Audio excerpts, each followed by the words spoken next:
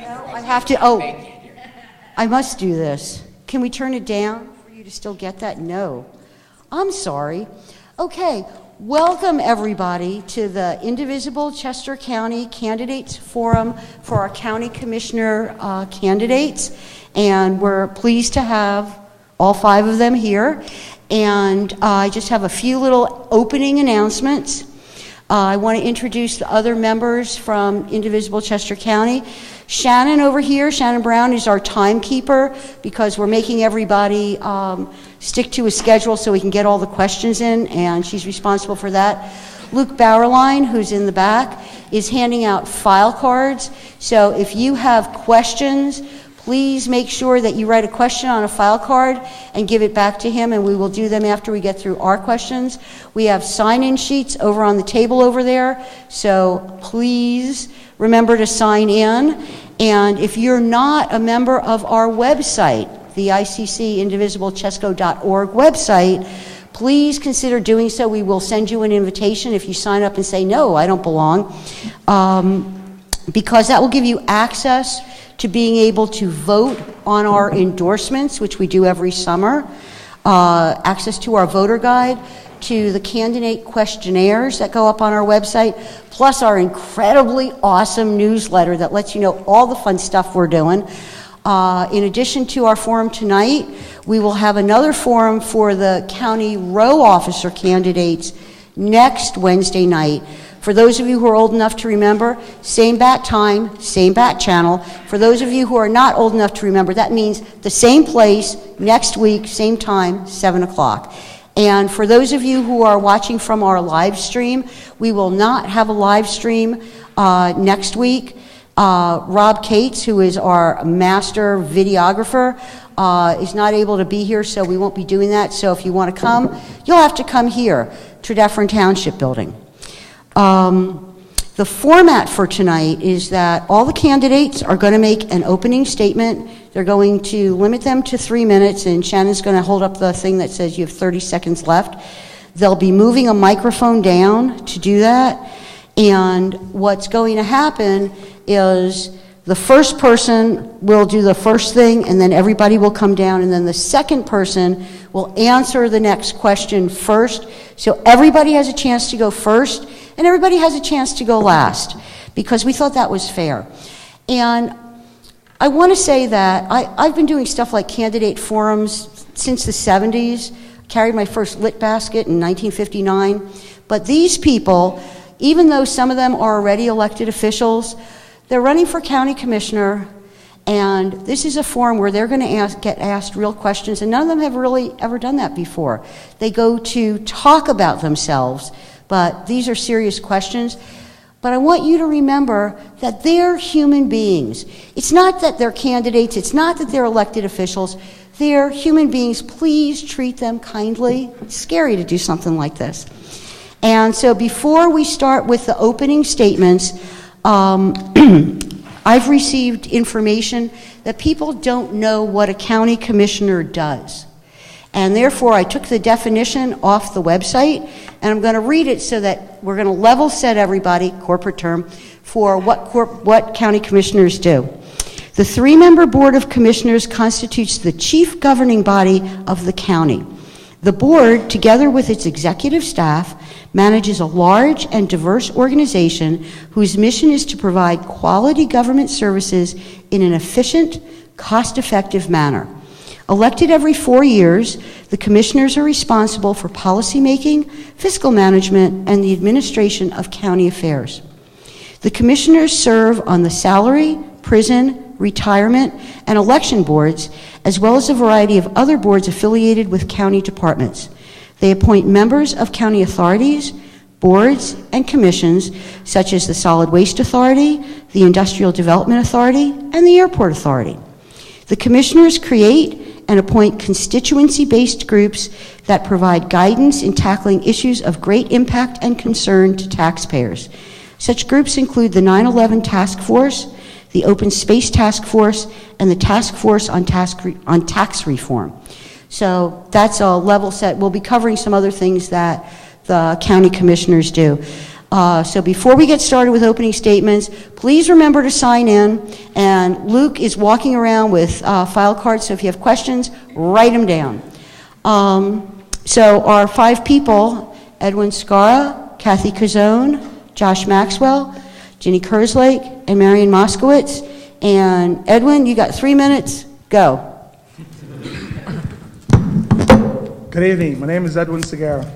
I've been in Chester County resident for over 40 years. I'm a father of 3 sons, 4 grandchildren. A lifelong advocate for the underserved. Community and business leader, graduated from Henderson High School and Tech School for Auto Mechanics.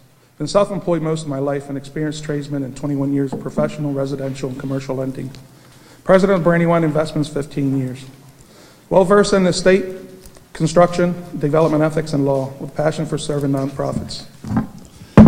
I have also served in the government's Business Advisory Council. I have worked closely with local, state, and federal government over the past 2 decades. I'm a senior member of the National Puerto Rican Agenda, a nonpartisan alliance of stateside organizations born out of a collective desire to address Puerto Rico economic crisis and promote political and civic participation in the United States. I am also an active member of the Pennsylvania Democratic Latino Caucus. I am running for commissioner because it's about time we better represent Chester County. A personal calling, if you will. Still to this day, several areas remain underserved. We have a 3rd-class city in the county with a large government facility caring for veterans and has been left out too long. Produce steel for the Twin Towers, full of history and good people. We have a shortage of affordable housing. Our senior citizens are losing their homes and retirement stripped away. Our youth are living in a pressure cooker society, trying to adjust to an overregulated or substandard way of living. Significant expansion of regulatory powers over the past years tend to favor large business and doing better relative to small businesses that have less resources to deal with compliance. A small decrease in regulatory burden would generate additional funds in the economy and add or sustain additional jobs in the private sector. We have created a regulatory stagnation and creative destruction of fundamental values and environment and the American dream. This also leads us to the very important issue with the opioid epidemic that absolutely requires direct attention and resolve without criminalizing innocent victims and flooding needlessly our prison systems. Alternatively, resources need to be readily available to combat the system, produce the epidemic, and implement resolutions. Over the past 20 years, I've had the opportunity to personally work with families and business, adjusting to the stock market crash where many lost their retirement savings, and the 2008 financial crisis that stripped the equity from homeowners overnight, hence the loss of additional retirement means. Yet, keep gambling with people's lives, our youth's future. Now, fast forward to 2018, where bad mortgages may not be the problem. Consider instead the mountain of student debt out there, which is presumed to be probably $1.5 trillion. Bet that a generation of underemployed young people will ever be able to pay off $100,000 in tuition loans. Already many can't afford to pay, and soon may balloon to 40%. Thought is, we won't have a crisis like this before, but wipe out the next generation of homebuyers. As a result, a generation of well-educated, underemployed millennials, we can help curve this at the county level, working together on meaningful resolutions. Commissioners perform a very important role in enacting ordinances, administration, but more importantly, overseeing spending, transparency, equal assessments, treatment, and attention to the people we serve. Let's put people first. I hope to earn your support. Good evening, everyone. My name is Kathy Cazzone, and I am your county commissioner. It's been my honor and my privilege to serve all of you and all 500 and now 15 or 20,000 citizens in Chester County for the last number of years. I'm really excited about the opportunity that we have this year to elect 2 Democrats to the Board of Commissioners, and I hope that as we go through this forum, you'll learn more about the projects that I've been working on in criminal justice reform, workforce development, pipeline infrastructure, and a whole host of other programs and services designed to make sure that we're serving the folks in our community who most need it. I want to tell you that we need to not just be able to win throughout the county, which I have done several times, not just for the race for county commissioner, but for lieutenant governor as well, winning Chester County. We need to not just be able to win, we need to be able to govern. And when we have two Democrats in leadership, somebody needs to understand how county government works. I love that summary that Jessica read because it gives you a really high level understanding of what county government does, but for all of those such ases, there's 20 or 30 more boards, commissions, authorities, programs, things that we work on. Our funding is incredibly complex and complicated, and so it's going to be really important that when we take control of the Board of Commissioners, we are successful. So my goal this year is to work with another Democrat to make sure we take that majority on the Board of Commissioners and make sure that we're doing the right thing for the people that we serve that coincide with the principles that we all believe in. Those are things that I have been doing for the last 3 terms and what I want to be able to continue to do with another Democrat by my side. We can do great things together, and I'm excited about the opportunities this year. This kind of forum is one of my favorite ways to interact with people. I've had the opportunity, actually, Jessica, to do something like this many times, and sometimes with a lot less friendlier audience. So I'm excited about the opportunity to be able to answer your questions this evening, so you get the opportunity to learn more about each of us and what we bring to the table and the things that we've done. So thank you very much.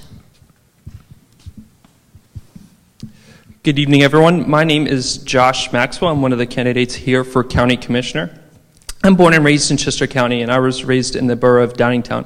My parents bought the home I was raised in for $80,000 in the early 1990s for a couple of reasons. One, it was near a super fresh grocery store, and my mother could walk to the grocery store because we only had one car. Second, it was near Eastwood Elementary School, and we could walk to the elementary school, and it was a very good school district, a good public school district. And third, it was near the church. And growing up in the house that I grew up in, it was important to my mother that I had good role models in my life in my church and was able to do things like serve in the bell choir and go to youth trips and things like that.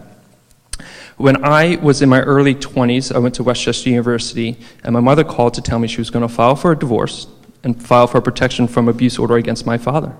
So I, 21 years old, moved back to Downingtown to help my mother pay the mortgage and to help take care of my younger brothers and sisters. And I got to work in my hometown to try and help not just my mother, but people in my community that I thought weren't being represented in their government. So I asked my state senator, Andy Dimon, what I could do. He's my professor at Westchester, and he said, join the planning commission.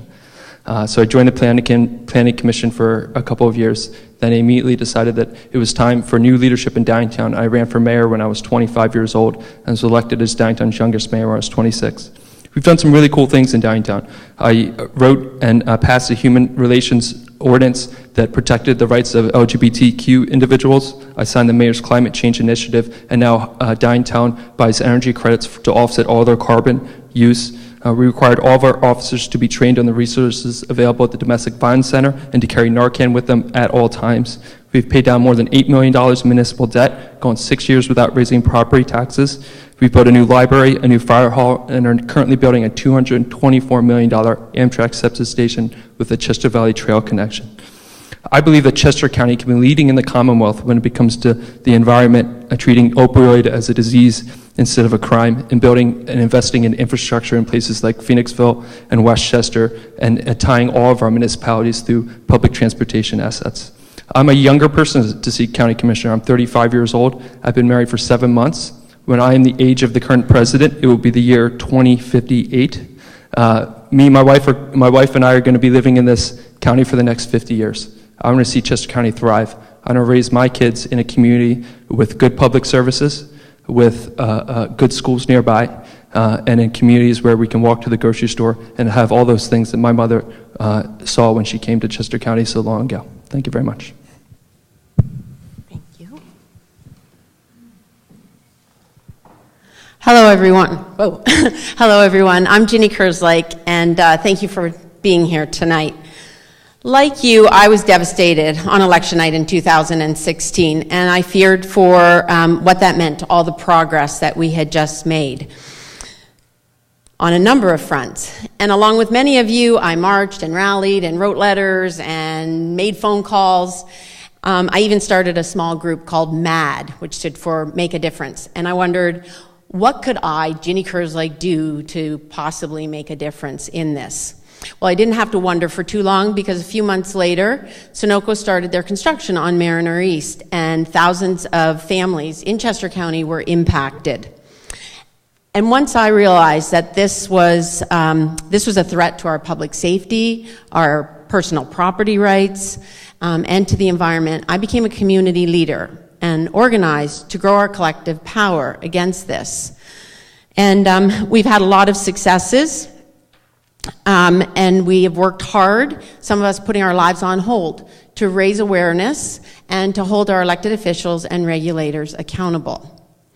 I want to share with you a story to give you a snapshot of what it's like for one family that's been impacted by Mariner East. I know an elderly couple, and that, like so many, they were lied to and forced into signing an easement in 2015. Long before they knew about what Mariner East really was. Well, now they know, and they are concerned that in the event of a leak, they will not be able to evacuate. Because of their limited mobility, they cannot travel half a mile on foot. And because a car engine can ignite the ethane, butane, or propane that flows through these pipes, they can't get away in their car. They're not even sure how they will be notified, because cell phones can ignite these gases. This pipeline is 30 feet from their house. So last week, they asked me to come to their house because the land agent was returning, this time with a temporary easement. As soon as I got there and started asking questions, this land agent decided, oh no, he's not there to negotiate after all. But what we did learn was that Sunoco wants to cut down all the trees in their small backyard and put a drill site right there. What this means is that for the 3 years that the drill site is there, they will not be able to sell their house. And if they have to move to assisted living, they can't. It also means that the noise in their house will be unbearable, Monday to Saturday, 7 a.m. to 7 p.m. What they're most concerned about, though, is what is he going to do when it's warm, and his favorite thing to do is take his cup of coffee and go outside and enjoy his yard. He wonders, where will he go now? So what we learned in this fight is that we are not being represented at every level of our government, not standing up for people. And it's time to take this community power to the next level. We need progressive leadership with the courage to stand up for people and community, and that's why I'm running for Chester County Commissioner. Good evening, everybody. Thanks for coming out. My name is Mary Moskowitz, and I am running for Chester County Commissioner in the hopes of taking 2 seats, taking the majority for the first time in 230 years, and because I know I have the skills necessary to move Chester County forward. Well, my husband and I moved here 35 years ago, looking for a better school for our children. It was the best move we ever made. We love it here. We've made our friends here. We took care of 2 sick parents here. We started our small business here, and I've given back to my community for the last 25 years. I am a small business owner, having owned and operated several small businesses, from cosmetics to truck sales, to importing and exporting mobile kiosks, to being an urban developer in Phoenixville. And the project, as far as in Phoenixville, the project that's near and dear in my heart is Franklin Commons, which many of you know. It is the revitalization of an old abandoned warehouse, 223,000 square feet, into what is now an education mixed-use center. It employs 350 jobs. We've had 10 startup innovative companies there become successful. And we used environmentally friendly materials back when it wasn't such a big thing. So I'm very excited about Franklin Commons. It is a success story to those tenants and those owners now. But I've done a lot of things besides my businesses. I serve on state boards, and I serve on, and have served on many community service boards, nonprofit boards in our community here. The areas that I am really passionate about are revitalization, because I've worked on that for a long time through the Chester County Economic Development Council and working in Phoenixville. And the things that we need to revitalize and stay healthy are very simple, but they're not easy to acquire. So it's transportation, affordable housing, and we have to take care of our infrastructure, rebuild our lines, fix them, whatever we have to. We have clay lines, and we have a lot of old infrastructure here. The next area I'm interested in is environmental sustainability, a plan for the county, and environmental safety, especially for our pipelines. These pipeline companies have to be held accountable. And lastly, I'm concerned about the backlog of services to our seniors, our veterans, and those with mental health issues. All the experience I have will be helpful in doing this job. The last 25 years through my community, my businesses, and my work with helping Democrats get elected, we're going to have a better county with 2 Democrats at the seat. And so I humbly ask for your support. Thank you.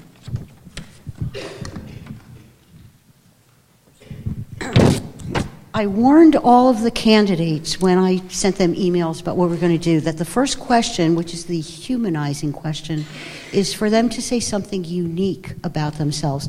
And because I shouldn't ask people to say something embarrassing about themselves if I didn't do it first, my uniqueness, and I'm a pretty boring person, but my uniqueness comes from the fact that when I was in high school, I picked pears on a kibbutz for 9 hours a day, 6 days a week.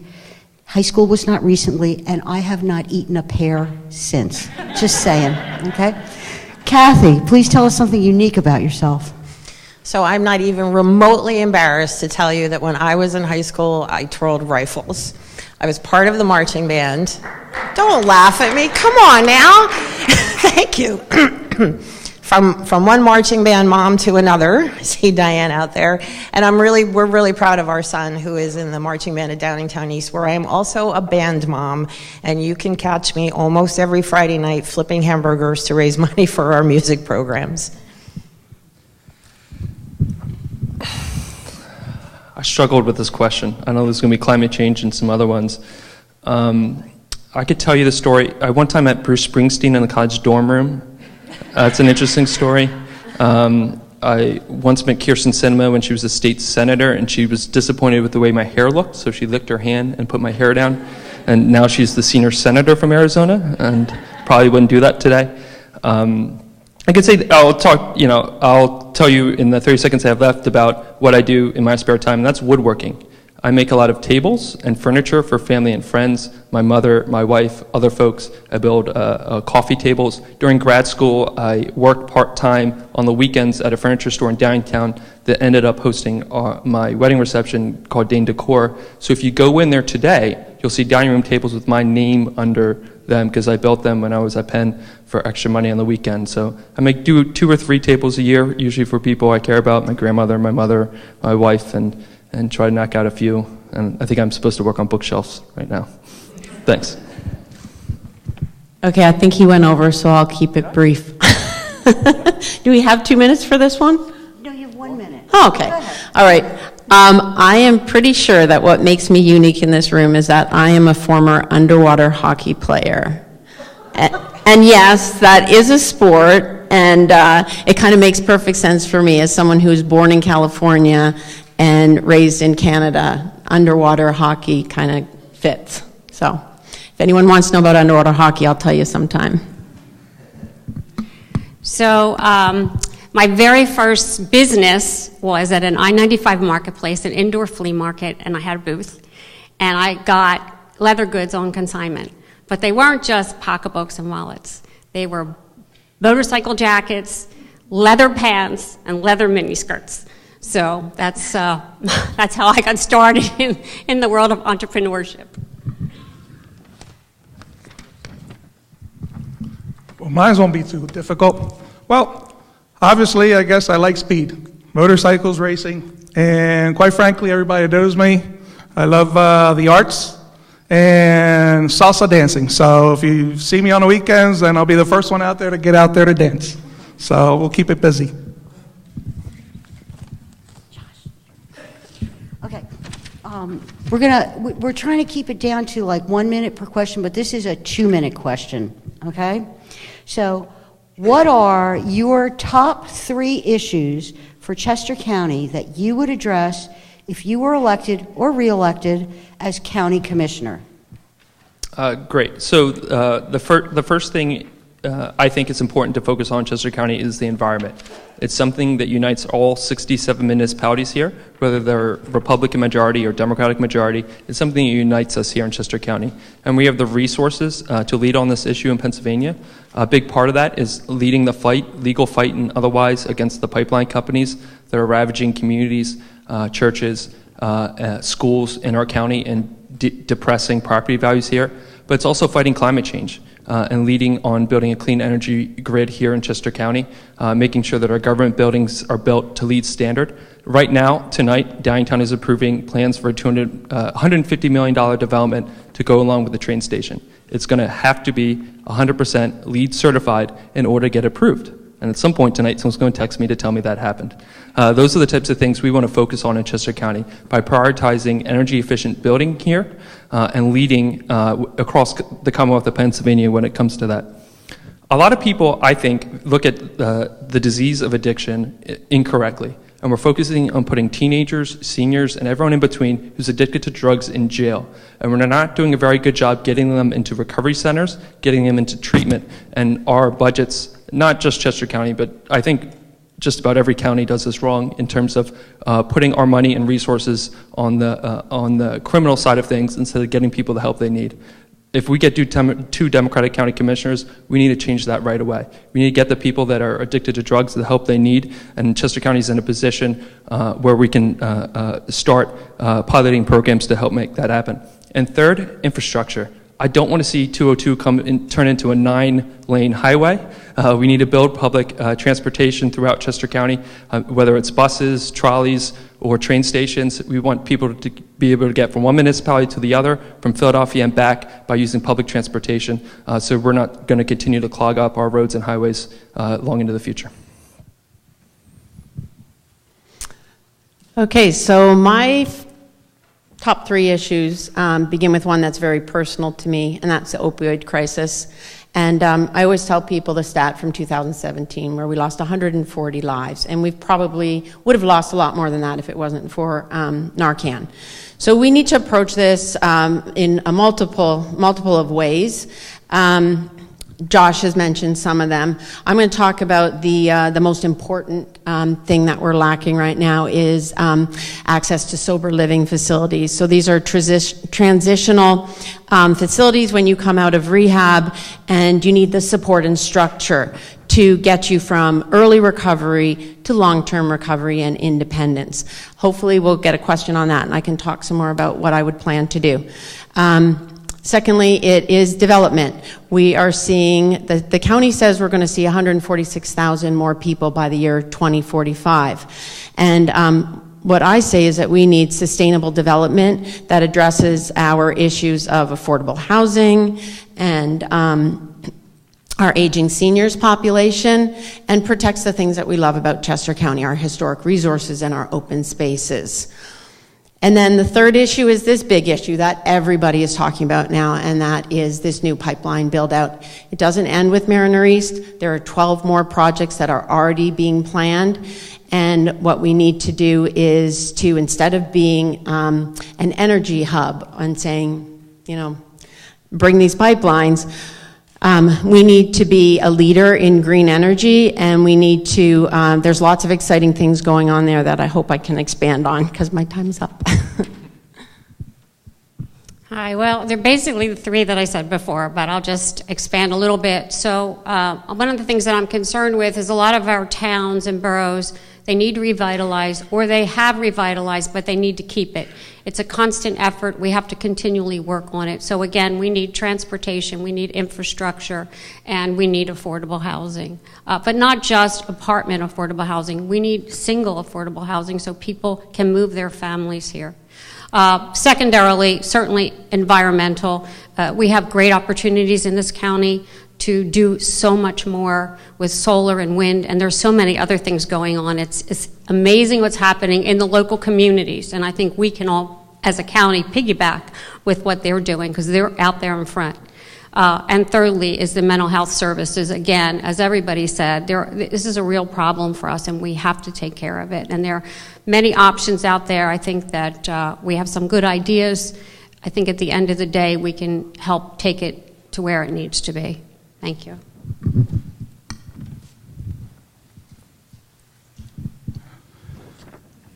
My main concern is really taking care of the aging and the senior citizens up front.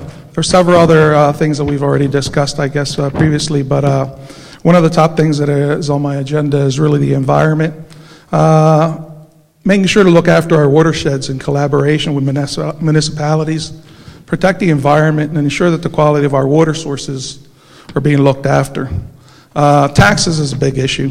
Having some control over that, make sure that we go ahead and give everybody a means to be able to afford a home, have a decent income, without having to go ahead and sacrifice the children's education and their futures.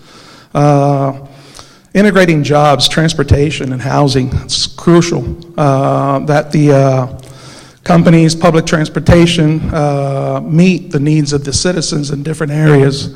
Obviously, one thing that's on top of my agenda is having the connection between Chester County and Lancaster County. It seems that there's a connection that's not quite fulfilling there, and I think that both counties are really can take advantage of a lot of the resources, vice versa, and working contiguously with some of the area counties, Delaware County, and everybody as well. So outside of that, stay on top of the opioid epidemic and make sure that we have some proper resolutions. Thank you. So I'm going to take my opportunity to answer this question by talking about something that I've been working on for a really long time. A lot of the suggestions that everyone has made are good ones. Some, in fact, the county is working on. Some we could do a better job at. But I want you to understand the county budget is $515 million. Only $167 million of that is tax money. So when we think about these programs, we have to think about how we're going to pay for them. So one of the things that I've been working on pretty heavily for the last couple of years is criminal justice reform. I brought the national initiative to reduce the number of nonviolent mentally ill people in our jails. First of all, it's not where they belong. It's immoral to try to treat people there. But secondly, it is incredibly expensive, far more expensive than when we have the opportunity to divert them out of the criminal justice system and get people the services that they need. What I'm excited about is not only do we have the opportunity to elect 2 Democrats to the Board of Commissioners where we can start to implement some of those programs, but we also have the opportunity to elect Deb Ryan as a district attorney. Because unless we have a district attorney who can make it possible for people to have access to the recovery courts we already have a drug court, we have a mental health court, we have a veterans court, unless we can get prosecutors to give people access to those things, a lot of the other work that we're doing is not going to be able to be expanded. We also have the opportunity to elect 2 Democratic judges to the Court of Common Pleas. That will give us additional opportunities to make sure when the courts are looking at sentences for people that they can provide them with sentences that will also get them the help that they need. I could talk about this subject. I think I'm running out of time. I could talk about this subject for another couple of hours, but I am also president of our state association. I want you to understand that we've been lobbying for our funding to be increased for 12 years. Our funding in all areas of human services has been reduced over and over and over again. In fact, right now our funding for mental health is about what it was in 2001. So I spent some time on the Hill in Harrisburg talking with the leaders of all 4 caucuses, as well as just yesterday meeting with Senator Toomey and Senator Casey, talking very specifically about the money that's come down from the federal government for the opioid issue. I was ending there. Goes to Ginny. The ICC leadership came up with 3 environmental questions. I know we have some more for later. 2 of them are very quick, and one of them is a little longer, so I'm going to start with a very quick one because this can be a yes or no question, okay? Okay. And this is from one of our members because we had asked people to submit questions. And her question is, currently, open burning ordinances are the purview of individual townships. Would you consider restrictions countywide, or do you believe that this should stay in the hands of the municipalities? I'm going to go with it should stay in the hands of the municipalities. Chester County is very different wherever you are in it, and I think what would apply for open burning in my township in West Whiteland might be different than out in West Brandywine and certainly in Westchester. So yeah, I'd leave it to the municipalities. And I'd also like to say that a lot of people like their chimeneas. I'm not going to say no to chimeneas. I agree. I think it should stay in the municipalities. Seems okay. I agree. It should stay in municipalities. There's a big difference between having to go ahead and burn downtown or somewhere outside of town in the suburbs. So first of all, the county would have absolutely no authority to tell the municipalities that they could or could not have a burn ban ordinance in their community. However, I will tell you that our emergency services through the commissioners can declare a burn ban in the entire county if the weather warrants it. I'm curious to know from whoever submitted this question if there's a specific reason behind it that maybe the five of us aren't thinking about. And if that's the case, I'd want to know, because if someone's burning chemicals near your house or something like that, then that's something that would need to be made aware of to the Department of Emergency Services and the municipality. In Downingtown, we allow some level of burning, I believe, if it doesn't bother anybody. I think it should be left up to the municipalities unless there's something you know about that we don't. And if that's the case, please let us know. Okay. Our next environmental question is, and it's a 2-minute question. Most people are familiar with the pipeline. Anybody doesn't know about the pipeline? Okay. A couple of weeks ago, the county commissioners took legal action to slow, if not stop, future build-out of the pipeline. The current district attorney has impaneled a grand jury. So if elected, what additional actions would you take relative to the pipeline? Well, I think that certainly anything in the power as a commissioner I would do. But in addition, I think that we have an obligation as commissioners to be advocates, whether it be to the PUC, to the state senator helping him get his legislation through, to our U.S. senator. I mean, this is an impactful situation in the county. We need to be knocking and banging on doors.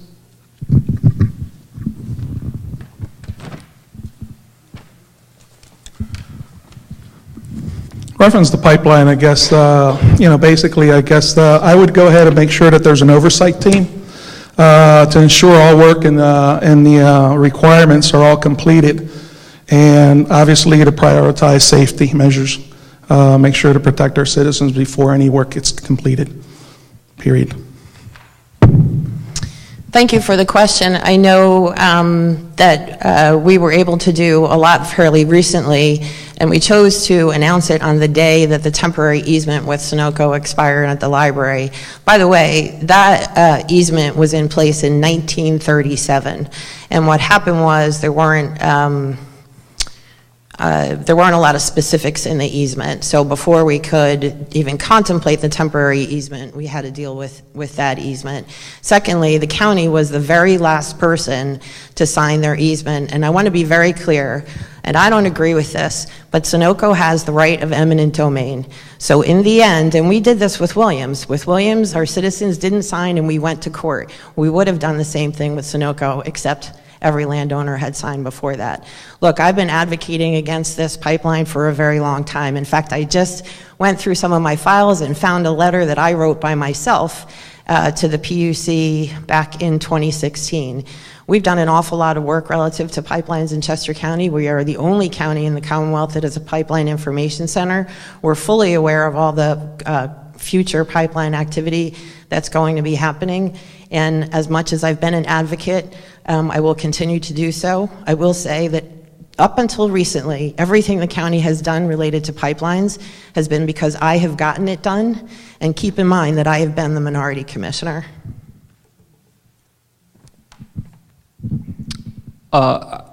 This is something that is the political issue in Chester County right now, and it's something that we need to point out to the voting public this year that The current Republican leadership in Chester County has failed Chester County residents on this issue.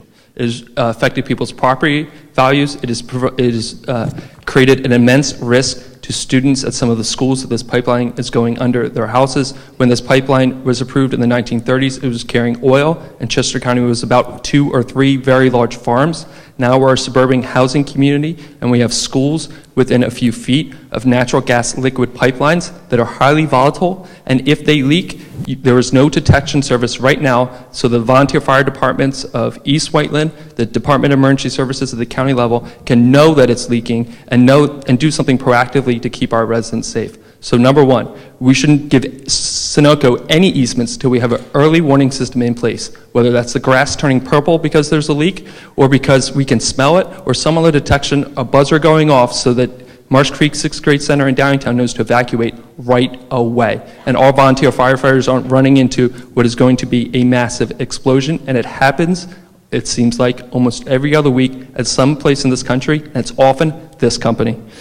Second, we should be proactively filing a lawsuit against this company, because what they're doing is just destroying property values here in Chester County, and that's both a social and economic hit here. We have private companies that are in immense danger here too. We should be joining lawsuits that the private sector is doing against Sunoco, and the government should be leading on this effort, not following behind.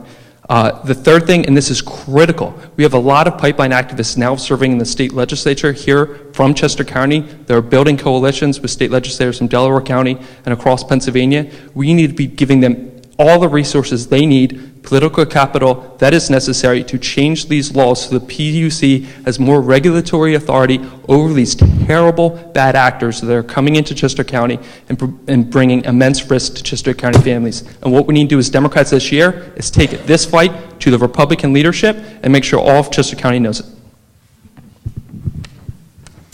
I'll keep it short. I'll try. First of all, I'd like to point out that not every landowner actually has signed easements. There are landowners that have not. One thing that's important to point out too is, because we're looking at future pipelines too, as county commissioner, I would not have signed those easements in 2017 that our county commissioners all signed.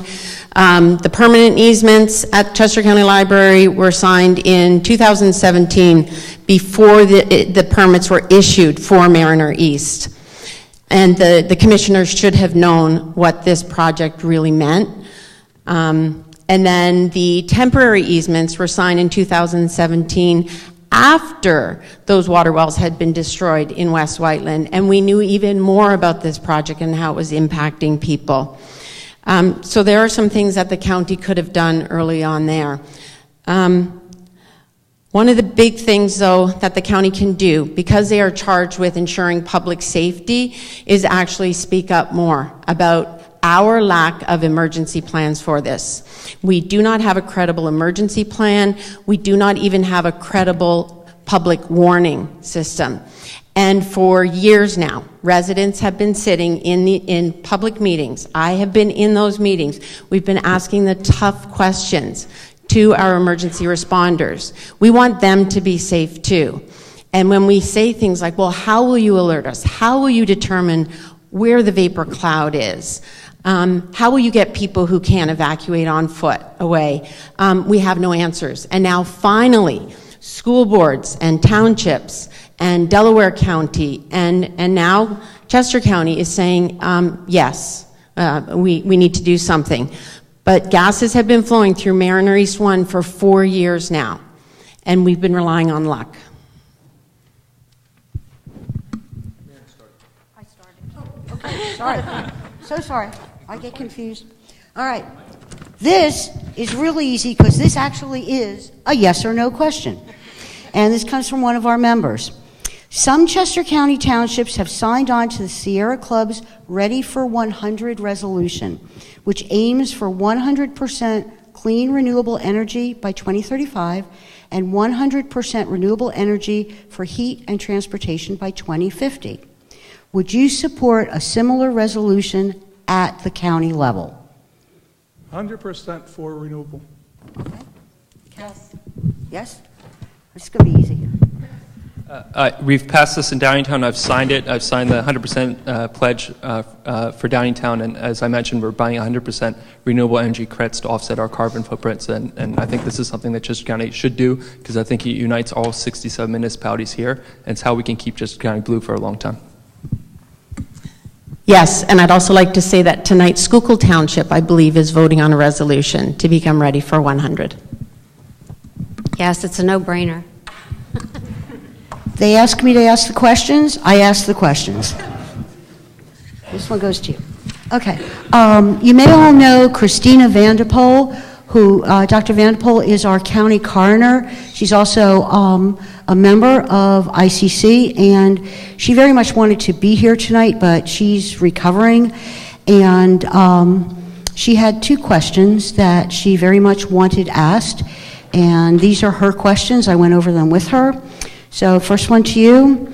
In addition to being coroner, Dr. Vanderpool also serves on the Chester County Overdose Prevention Task Force, which works with the County Department of Drug and Alcohol Services and the County Department of Health.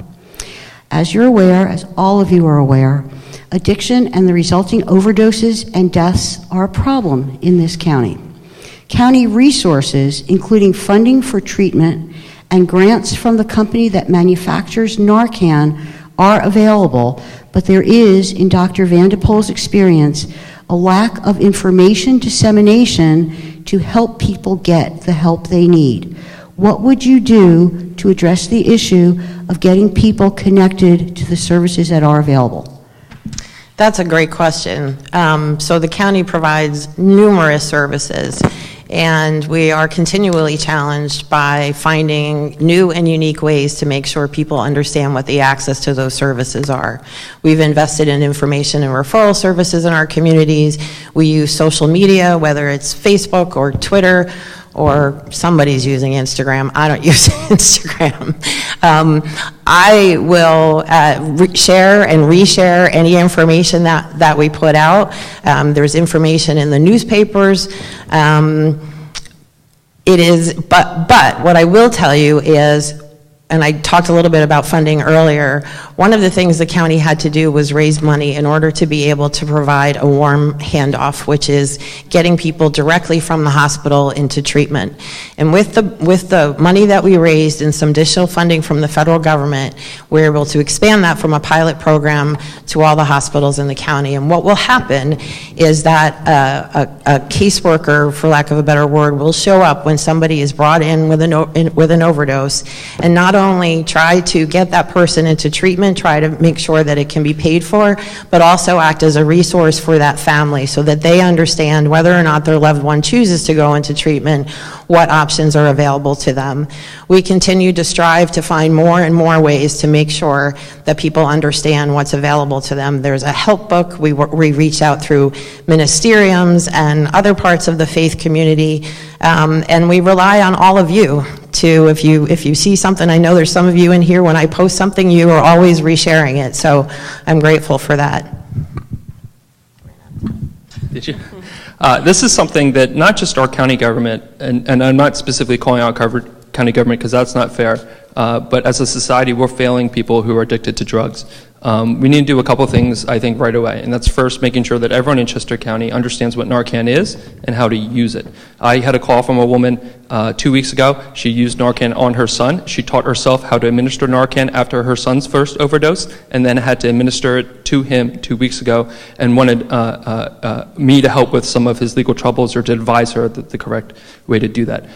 First thing we need to do is make sure every police officer in Chester County is carrying Narcan. They all apply for county grants every single year, at least most of them. Many of our police officers are not carrying Narcan right now, meaning if you overdose in that municipality, the police officer that responds won't have Narcan and won't be able to save your life. So if you want to apply for a county grant, make sure your police department is carrying Narcan and all the officers are trained on how to do it. And we want to see municipalities doing training in their municipality buildings on how to use Narcan, so people in that community have a local resource to figure it out. We need to expand our PR push on this. Posters should be up at every train station. A lot of these drugs come in from Center City, Philadelphia, or sections of Philadelphia.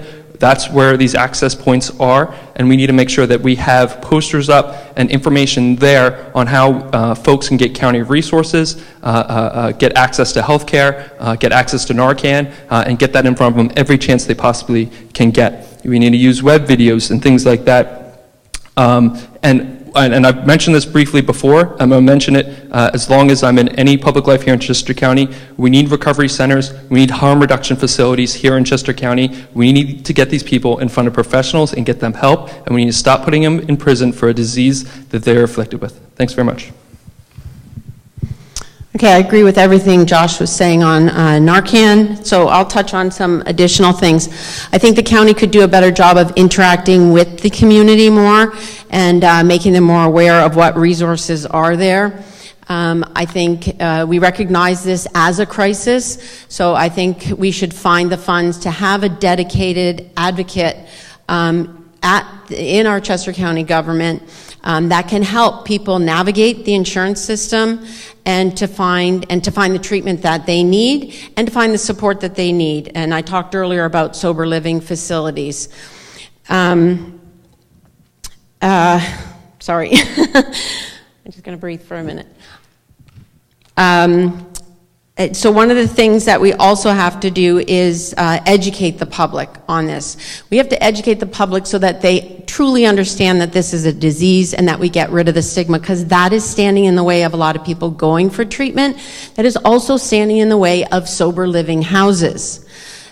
We have enough treatment facilities here in Chester County. We actually just need help getting people to afford them if they're on insurance. What we don't have is enough of the sober living houses, and sometimes communities, when one is coming into their neighborhood, they will put up a fight and try to get it stopped. I know last year that was a case at an old school that was called Apatina's. I believe it's in Upper Euclid, and the neighbors didn't want it. Well, the people who are in sober living are there to get well. And honestly, could you not ask for better neighbors? They're not out drinking and having wild parties in their backyard. These are people who really need our compassion, they need our support, and I think we just need to do some education to help that happen. And that's the key to long-term recovery, having those centers. Well, it's hard being last because you agree with everything. But the one thing I do think we can do is, I think this is a great opportunity for a public-private partnership. I think we should get our hospitals, all our medical facilities. I know Jennersville Hospital is doing a lot in this regard to help the county because the budget is tight and we have to figure out how we're going to pay for all this. But I think it's a great opportunity for public awareness. I think a hotline would be great to have experienced people on the other end. And I just see this as an opportunity to build awareness through the doctors, the hospitals, and the county government.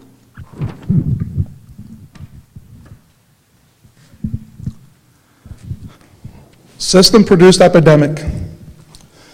We need to go ahead and saturate this whole community completely. We need to go ahead and implement resolutions with all the private sector, nonprofits, all the existing organisms that are right now in place to deal with this opioid epidemic. You just can't go ahead and continue leaving it. It can't be a long-term issue. It has to be addressed today. It has to be addressed more specifically and be resolute with it. We need to take care of that immediately, and we need to make those funds available. There's already existing organizations in place, much like Alcohol Anonymous is in place, that we can go ahead and utilize same similarities and just stay focused, saturate the whole information process out there and get the resources together, make sure that these people know where they can go and how they can get that help.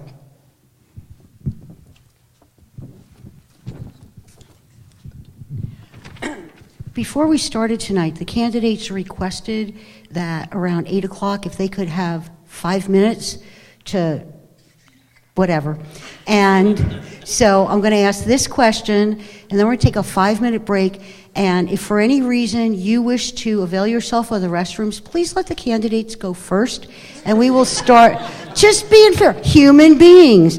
And we will start precisely at 8:05. What? We'll end the stream and we'll start it up again. Thank you, Rob. Okay, so here's the second question from Christina Vanderpool.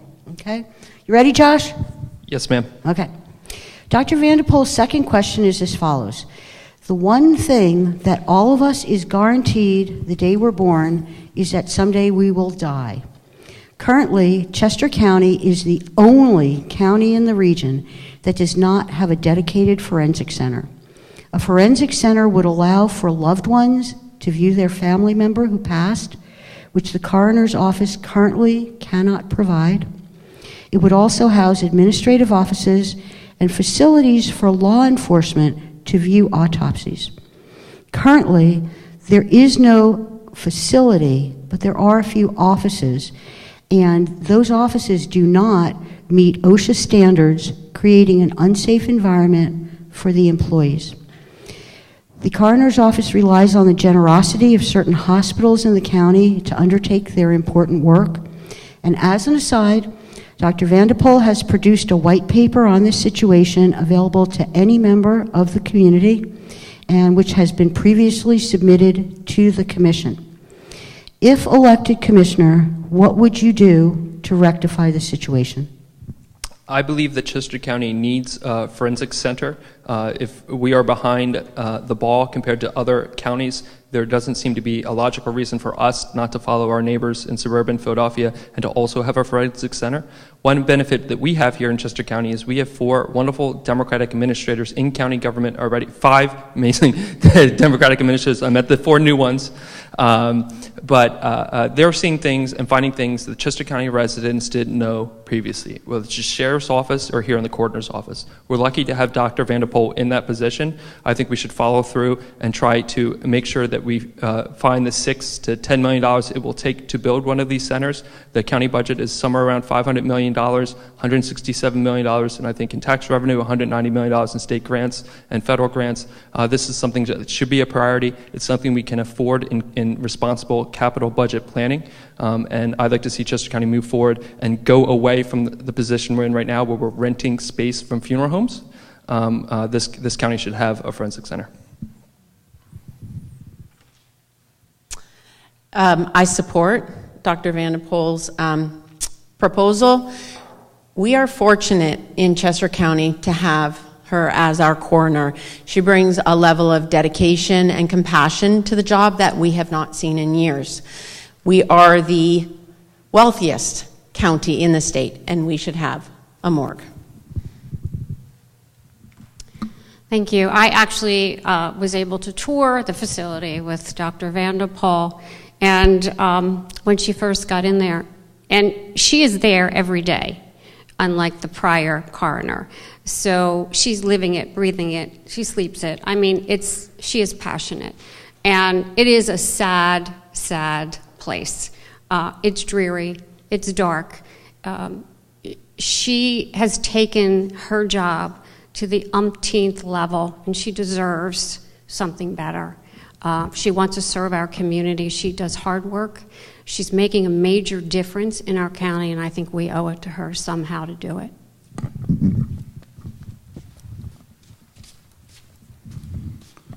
I absolutely think it's extremely important for the Forensic Center. However, I still have to go ahead and stay with the responsible budget and planning. There's an immense need for the center and take all accountability. I mean, in Puerto Rico, with what we have over there going on right now, I would hate for this county to have to go through anything similar. So Forensic Center on my book is high priority and sensible spending. So I can address this pretty directly. First of all, Dr. Vanderpool has successfully done what no coroner before her has been able to do. First of all, since I've been a commissioner, every single coroner, and there were 3 before her, has asked for a forensic center. At the moment, the cost estimate is between $9 and $10 million.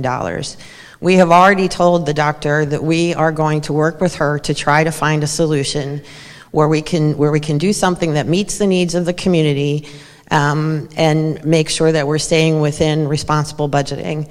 I told you before that our budget this year is roughly $525 million.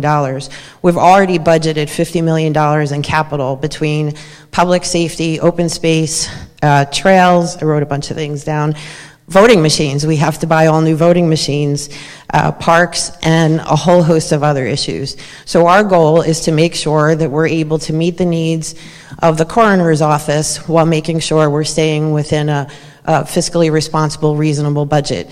And when we talk about being the wealthiest county, we're actually like the 24th wealthiest in the United States of America.